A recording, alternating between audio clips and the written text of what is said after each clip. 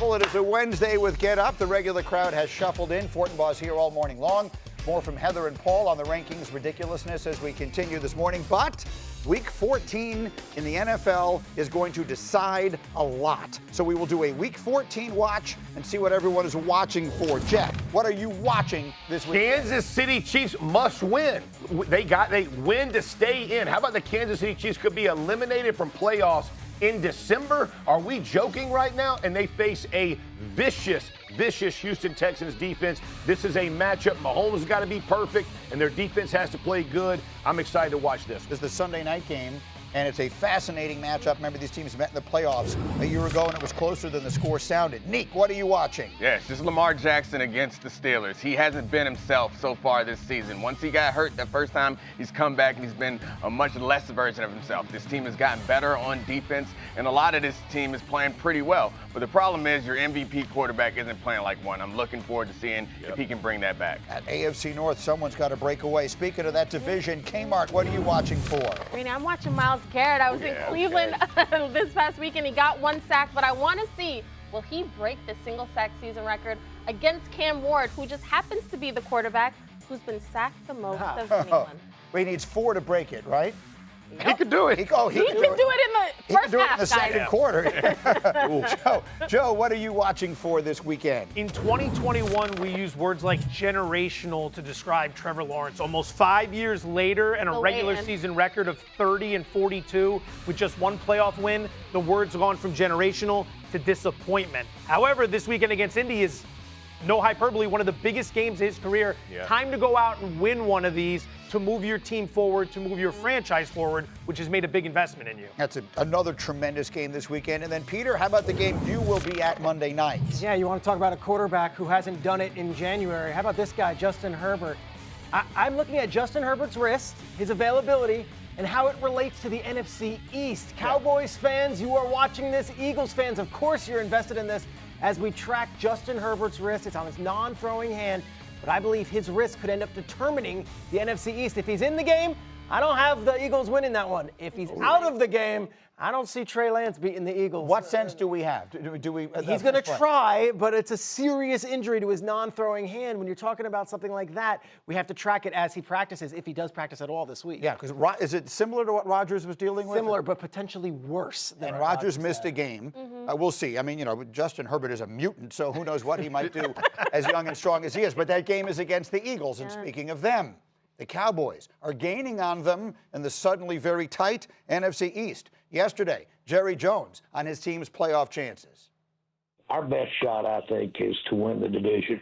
I really am pleased with how this team has come together over these last 2 or 3 weeks. I'm excited about what we've done, how we have evolved, and it would be a fairy tale, not total fairy tale, but it would be wonderful to pull this thing out, get in those playoffs, and have this staff make a run at it. We've got the personnel that we can compete like that.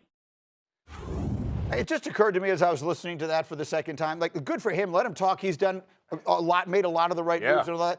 What other owner is like, I think we can get into win the division? Like, that's our best shot right now. And the Eagles hear that. Yeah. Like, he's like a caller to a talk show. He's like calling it. You know what? I think the best chance is to win. Yeah, you're absolutely right, Jerry. I think it is. If you look at the way this thing stacks up, the Eagles have a tough game again. This is the owner of the team saying this on the radio. It really does illustrate the uniqueness. If it were another owner, I think it would be more like profound. Right. We all know Jerry. Right. I do not think that this is bulletin board material for the Eagles. They're like, Because he's always talking. Maybe he just talking. What Jerry say? Yeah, heard that before. Okay. I don't know if you saw the locker room footage from the win on Thursday, but Dak's in there and they shove a turkey in Jerry's face and he's biting the turkey. It's like, this is one of one as far as the owners go.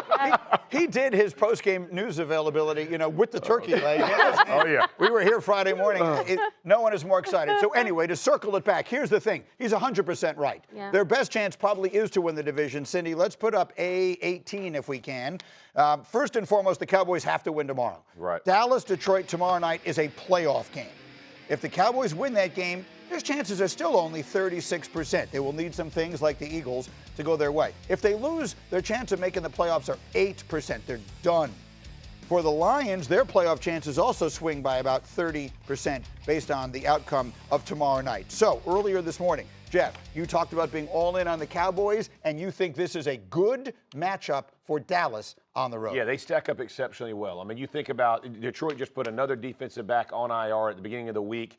You got George Pickens and CeeDee Lamb, who have eaten against everybody. They love to run man coverage, the Detroit Lions. They run at a 60% clip. George Pickens is the leading receiver in the NFL against man coverage. So I'm not sure which changes, if they change their coverage or they figure something out. Dak has been unshakable, and their offensive line, the Cowboys' offensive line, is really good. So when you look at that, it's going to be a track meet, and I don't know that Detroit's going to have enough offense, especially if St. Brown can't play or is even limited in how he plays to go match score with this Dallas Cowboys team. Green Bay just showed the blueprint. They did 6- and 7-man protections just to protect Jordan Love, and they let their receivers go and attack big chunks downfield. Dak Prescott has been better than Jordan Love consistently in this season, and there's no way, the way that you would try to slow down a quarterback like that is confusion. It's like you trick them. You're going to play man, but you're going to convince them something else. You can't trick Dak Prescott. He might be the smartest quarterback in football when it comes to pre-snap reads, preparing his team, getting him in the right situations.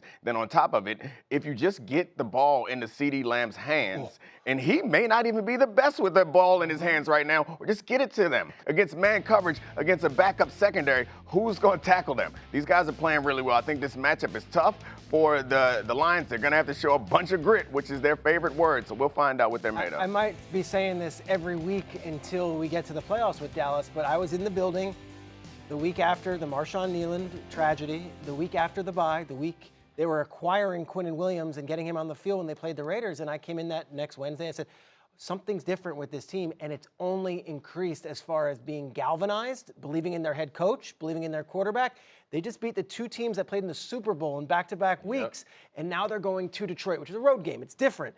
That said, there is no team that feels more confident, has better juice, and has better vibes around their unit than the Cowboys right now. And whether you want to say, oh, well, that's intangible stuff, that's all for you guys on TV and Disney movie and all that. No, it's real. They are believing, and they are a completely different team than they were when they lost to Arizona less than a month ago. Because think of how they came back against the Eagles, down 21-0, and Shotty's on the sideline saying, one more play, guys, one more play. This is a different Dallas team that is going to Detroit. But if you are the Lions, defend your den. Like, you talk about grit, you talk about pride. This is the moment. I don't want to act like this is must win. If they lose to the Cowboys, their season is over. That's not the case. But for a team that has dealt with O-line issues and injuries and a banged-up secondary and Jared Goff kind of not looking right. Now, Amon-Ra St. Brown didn't practice Tuesday.